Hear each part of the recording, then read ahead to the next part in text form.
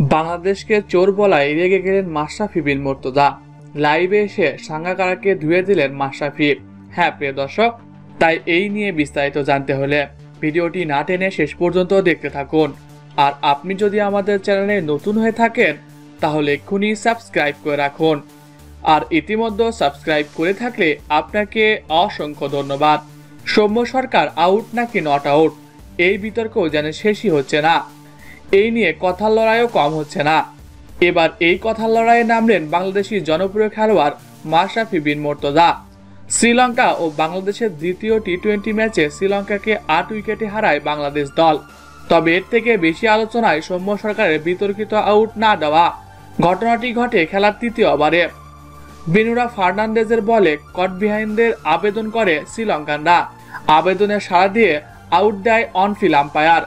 তবে বিপত্তি বাজে সৌম্য সরকার রিভিউ নিলেই দেখা যায় বল ব্যাটে লাগেনি, তবে স্পাইক আছে ও একটি শব্দ শোনা যাচ্ছিল, কিন্তু কিসের শব্দ সেটা বোঝা যাচ্ছিল না। আবার ব্যাটেও বল লাগেনি। এটা নিয়ে চলে বেশ কিছুক্ষণ আলোচনা।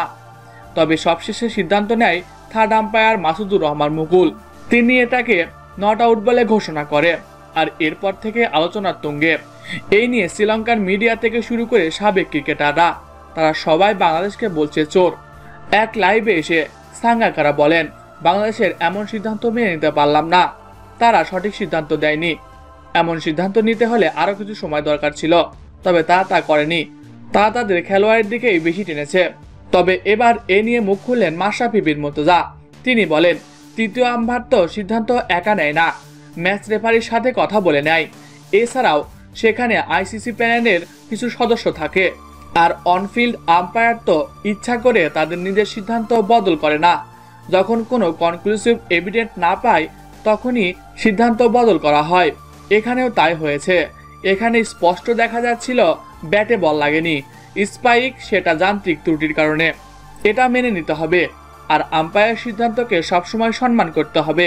ক্রিকেটের প্রথম ধর্ম আম্পায়ার। তো প্রিয় দর্শক, আপনারা কি মনে করেন, এটা কি আউট ছিল? কমেন্ট করে জানাবেন।